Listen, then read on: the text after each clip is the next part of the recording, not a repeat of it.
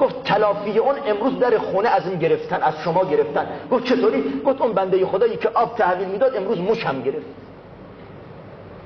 اگر امروز نشه فردا میشه. با ناموس مردم بازی نکنید، نه دختر مردم نه زن مردم.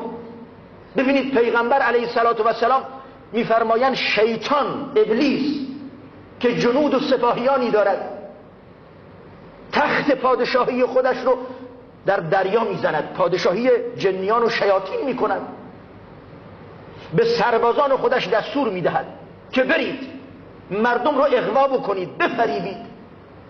بر میگردن از مأموریت، ازشون سوال میکنه چه کردید؟ یکی میگه بله من فلانی رو تحریک کردم، تا مشروب خورد، تا فلان کرد، تا دزدی کرد، تا بهمان کرد. یه نفر میاد میگه من کاری کردم که میان زن و شوهر به هم زدم، زندگی خانوادگی رو از هم پاشوندم. میگه بیا تو کار ارزشمند رو انجام دادید که یک خانواده رو از هم پاشوندی. برای چی؟ وقتی دو نفر از هم جدا بشن چنان دلتنگی، گرفتاری، درد سر برای افراد گوناگون تو جامعه ایجاد میکند. چگونه یه انسان مؤمن بیاد از طریق SMS، پیامک، تلفن همراه با زن یه مسلمان ارتباط برقرار بکنه که بعد از اون شوهره بفهمه و زندگیشون به هم بخوره و طلاق بدن، گرفتاری پیش بیاد. ولی قاعده جالب و زیبایی داریم عزیزان، این آخرین نکته و توصیه هست. قاعده حدیث پیغمبر علیه السلام: لا یؤمن احدکم حتی یحب لاخیه ما یحب لنفسه. ایمان نمی آورد و ایمان انسان کامل نمیشه مگر آنچه برای خودش دوست داره برای مسلمان دوست بدارد. آیا همون مرد، همون جوون، هر کی باشیم برای خودمون دوست داریم یک لحظه قبل از اینکه پیامک بدید تماس بگیرید با زن مردم، با ناموس مردم، با دختر مردم، یک لحظه فقط غیرتمون، حیثیتمون، انصافمون، دینمون، وجدانمون در ترازو بگذاریم. آیا من که میخوام اقدام به چنین کاری بکنم اجازه میدم که شوهر این زن یا برادر این خود دختر یا پدرش با زن من، اگر زن دارم، با خواهر من، با دختر من همچه تماسی داشته باشه که بیاد به عنوان دوست، به عنوان رفیق پیام بده و یه وقتی نمیدونم حرفهای رکیک بزنه با زن و دختر و خواهر من؟ اجازه میدم؟ به هیچ عنوان. جوونی اومد خدمت پیغمبر علیه السلام عرض کرد که یا رسول خدا علیه السلام، تکالیف دینی همشون برای من هموار و آسان است انجام دادن اون، اما یه مشکل دارم، یه بیماری دارم. این بیماری من اینه که نسبت به فحشا، یعنی رابطه نامشروع، هر چه تلاش میکنم نمیتونم ترکش بکنم. یعنی ترک زنا، میل و رغبت شدید نسبت به زنا داشت اون جوون. پیغمبر علیه السلام چقدر زیبا علاج و درمان کرد. صداش داد ای جوون بیا نزدیک. اومد نزدیک گفت ای جوون، آیا دوست دارید که همین ارتباط زشت نامشروع که زناست که میل دارید با زنان و دخترای دیگه برقرار بکنید، آیا دوست دارید کسی با مادرت این کار بکند؟ تا اسم مادرشو برد. جوون رنگش تغییر کرد.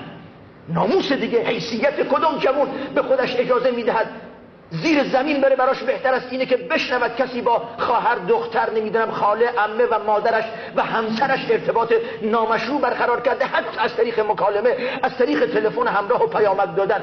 جوان رنگش تغییر کرد و پرید. گفت نخیر. پیغمبر فرمودن علیه السلام دیگرانم دوست ندارن. به همین صورت تک تک فامیلا اسم برد، گفت با دخترت، با خواهرت، با خاله‌ات، با عمت. هر بار جوان رنگش تغییر میکرد و میپرید و میگفت نخیر. پیامبر فرمودن علیه السلام با هر زن و دختری که بخواید ارتباط برقرار بکنید، اونا هم پدر دارن، اونا هم برادر دارن، اونا هم فرزند دارن، اونا هم دوست ندارن، اونا هم غیرت دارن، اونا هم وجدان دارن، آبرو دارن و حیثیت دارن. یه دستی رو سینه جوونم گذاشت، بهش دعا کرد که اللهم اغفر ذنبه، طهر قلبه واغفر ذنبه و حسن فرجه. خدایا دلش رو پاک بکن، گناهش رو بیامرز، عفتش رو حفظ بفرما. جوون میگه وقتی از خدمت پیغمبر رفتم علیه السلام تا اومدم زمین تا آسمون تغییر کردم. وقتی اومدم چنان میل و رغبت به این عمل زشت داشتم، اما وقتی رفتم چنان متنفر بودم که فکرش نمی کردم.